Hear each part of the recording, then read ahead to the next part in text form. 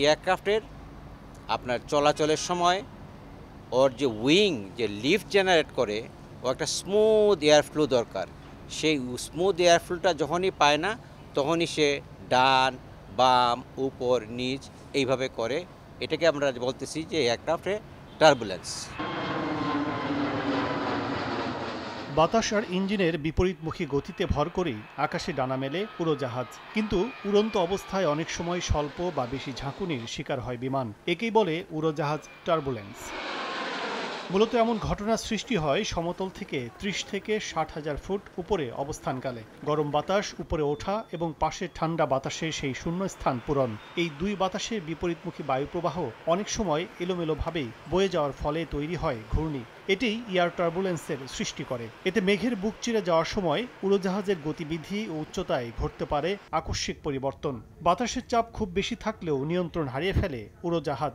এতে আগে থেকে সংকেত পাওয়া যায় না বলে পাইলটদের কাছেও এ ধরনের ঘটনা হয়ে পড়ে অপ্রত্যাশিত। দেশের 1 নম্বর গ্লুকোজ ব্র্যান্ড গ্লুকোম্যাক্সটি একই এনার্জিতে এলো নতুন প্যাকে। এই যে বাতাস চলাচল করতেছে, এই চলাচল করার জন্য বিভিন্ন স্পিড এবং ডাইরেকশন তার পরিবর্তন হচ্ছে কন্টিনিউয়াস। সেটাকে আমরা বলি টার্বুলেন্ট এয়ার। সেই এয়ার ফ্লোটা যখন এয়ারক্রাফটে আঘাত করে তখন আমরা এটাকে বলি টার্বুলেন্স। সেই টার্বুলেন্সটা এয়ারক্রাফটের আপনার চলাচলের সময় ওর যে উইং যে লিফট জেনারেট করে ও একটা স্মুথ এয়ার ফ্লো দরকার। সেই স্মুথ এয়ার ফ্লোটা যখনই পায় না তখনই সে ডান বাম উপর নিচ এইভাবে করে।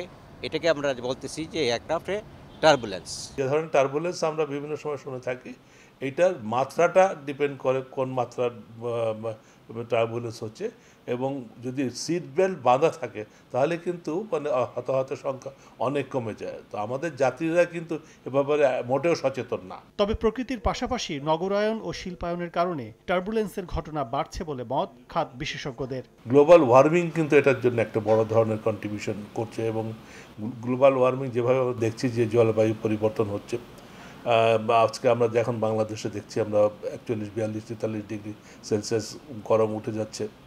আবার যখন বৃষ্টি হয় তখন অতিবৃষ্টি হচ্ছে বা হচ্ছে। আমরা আজকে এখন ইউরোপে দেখেন প্রচুর পরিমাণে বৃষ্টি হচ্ছে, ঠান্ডা এখনও, যদিও সামার সেখানে এখনও ঠান্ডা রয়েছে। হ্যাঁ, এবং এই যে প্রকৃতির যে বিরূপ প্রতিক্রিয়া, এইটাও কিন্তু মানে ইসের ক্ষেত্রে টার্বুলেন্সের ক্ষেত্রে একটা বড় ধরনের ভূমিকা পালন করছে। টার্বুলেন্স ঘটে থাকে 4 ক্যাটাগরিতে। এসব ঘটনায় হতাহতের সংখ্যাও কম। তবে সম্প্রতি সিঙ্গাপুর এয়ারলাইন্সে টার্বুলেন্স ছিল সর্বোচ্চ ক্যাটাগরির। ক্লিয়ার এয়ার টার্বুলেন্সটা ওয়েদার রাডারে আসে না, যার জন্য এই সিঙ্গাপুর এয়ারলাইন্সের এয়ারক্রাফট প্রায় 37,000 ফিট থেকে 31,000 ফিট 3 মিনিট অর্থাৎ প্রতি মিনিটে 2,000 ফিট উচ্চতায় নিচে পড়ে গেল। তাতে একজন মারা গেছে, 30 জন আহত হয়েছে। আবার কাতার এয়ারওয়েজের ওইটা সিভিয়ার ছিল না, আপনি এটা সিভিয়ার ছিল, এক্সট্রিম ছিল না। সেটাতেও প্রায় 12 জনের মতন আহত হয়েছে, 6 জন ক্রু, 6 জন প্যাসেঞ্জার। তবে এমন পরিস্থিতিতে দক্ষতার সাথে এয়ার ডিসপ্লে ফলো, রুট অনুযায়ী সম্ভাব্য আবহাওয়ার আগাম তথ্য জানার চেষ্টা, পরিস্থিতির সম্মুখীন হলে যাত্রীদের সতর্ক করা, প্রয়োজন ছাড়া সবসময় সিট বেল্ট বেঁধে রাখা এবং অভ্যন্তরীণ সার্ভিস বন্ধ রাখার পরামর্শও দেন এই সিনিয়র পাইলট। আমরা যখন এয়ারক্রাফটটা ডিপার্চার করব, ডিপার্চার করার জন্য অপারেশনে আমরা ব্রিফিং নিব। সেই ব্রিফিংয়ে আমাদের অত্যধিক সতর্কতা হইতে হবে। অর্থাৎ আমি যখন চার্টটা দেখব, আমি জেনে নেব যে 31,000 ফিটে কী হয়, সেটাকে আমরা বলি সিগনিফিক্যান্ট ওয়েদার চার্ট। আমরা সিট বেল্টটা সবসময় বেঁধে রাখবো। ইভেন যখন গভীর ঘুমাইতে যাই, যদি পারি যতটুকু সম্ভব টাইট করে বেঁধে রাখবো। যুক্তরাষ্ট্রের ন্যাশনাল ট্রান্সপোর্টেশন সেফটি বোর্ডের তথ্য, 2009 থেকে 2022 সালের মধ্যে শুধু ইউএস ভিত্তিক এয়ারলাইন্স 163টি গুরুতর টার্বুলেন্সের শিকার হয়েছে, যা প্রতি বছর গড়ে প্রায় 12টি। কাজল আব্দুল্লাহ, সময় সংবাদ, ঢাকা।